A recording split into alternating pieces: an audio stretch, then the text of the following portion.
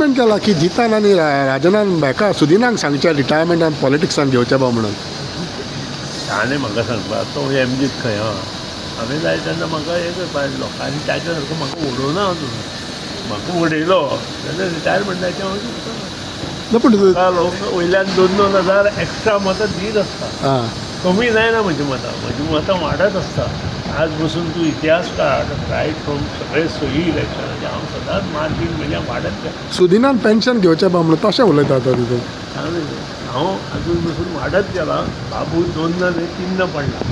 हो, राजन कोरगांवकर जे असले ते तांणी तुमकां गेल्या एक 8 दिसां पयलीं एक म्हटलें की बाबूक आतां पेन्शन मेळटा, तेणी ते सुशेगाद खावचे आनी तशेंच आतां वयस्कर जाल्लेले आसा ते तांणी घरा बसचें अशें म्हटलां.